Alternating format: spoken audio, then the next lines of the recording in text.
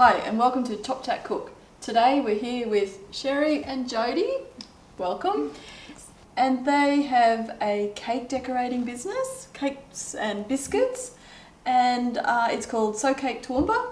So welcome, and this episode we're going to be talking about work-life balance. Now I think all of us have had to have a think about that issue.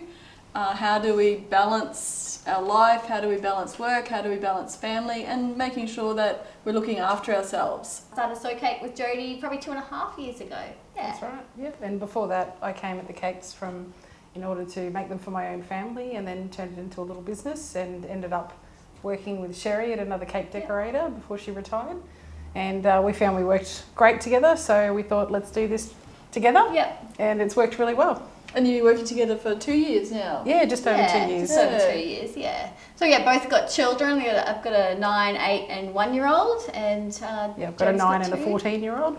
And yeah, we just sort of gel really well together. We understand if someone's got a sick kid that they've got to, can't come in today, and one wants to have holidays, the other one covers, and then the other one can have holidays at different times. So it works really well together. That's right. Yeah.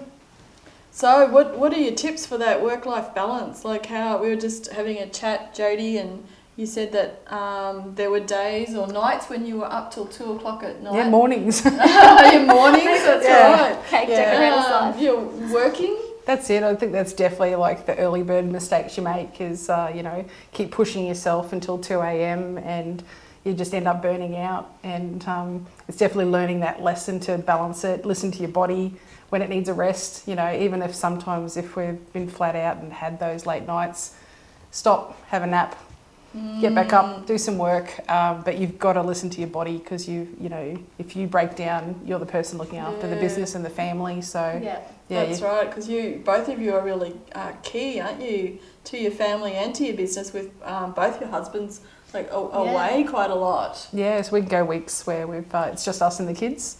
I think our worst one's yet, it's been 7 weeks stint. Yeah, that's a long one. That was really tough. Lots of tears in that one. That's a really long time. Yeah, so it's definitely been the greatest thing working together, as we've been that support for each other too. And knowing when the other person needs a break or needs a hand. We're there for each other. Yep. We're having a cup of tea while we chat for this episode. And Sherri's got a chocolate cake that you're going to do a ganache for. Yep, it's going to give it a trim, and then I'm just going to be layering it up with the ganache. I'm just going to trim the side so we can get enough of the wall with the ganache so it's nice and stable for when we put the fondant on. Like, how do you find time for yourself then? When you've got sort of all these competing sort of pressures. I think it's just planning it and sticking with it. Like scheduling ourselves is really important, especially around the business and family. We keep a diary each as well as a joint diary for work. Oh, okay. And, planning ahead mostly. So, one little thing Sherri and I like to do is we promise ourselves that at least once every 6 months we go and get a nice pedicure or something and just decompress. Yeah, basically just remember to relax and have those down times. Yeah. And like you said before as well, that work-life balance is also like having time for a date night with your husband when he comes home. That's right, yeah. We're lucky that the husbands come home at different times, so there's someone there we can call on to watch the kids, or if we need a girls' night out. So, yeah, it's...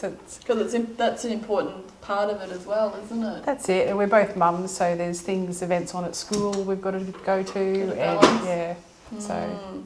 Sort of like the 5 days, isn't it? Sort of like 9 o'clock to 2:30. Yes. And then Sundays you have people coming for the consultations. Yeah, we do.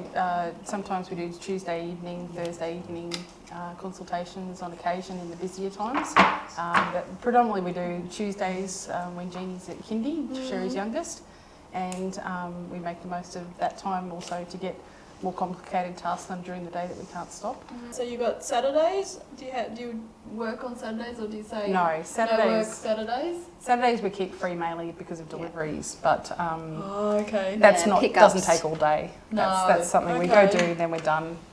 It's still pretty busy though. It is, yeah. It's sort of where you take more time on the weekend, we balance that out with maybe we finish half a day on one of the weekdays to get some of our own things done. Okay. So yeah, we always try to balance it out as best as we can.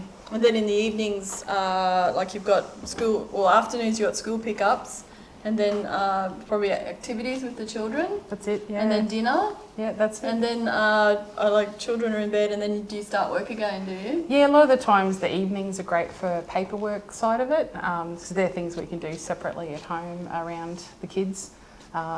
Yeah, like Sherri does a bit of the book work, and I'll do some of the cake sketches and things like that. Yeah, it's always after hours. Yeah, stuff. social media, things like that. Yeah, social media, that's true, because that's really time consuming as well, isn't it? It is. That's something we've really stepped up more earlier this year in January.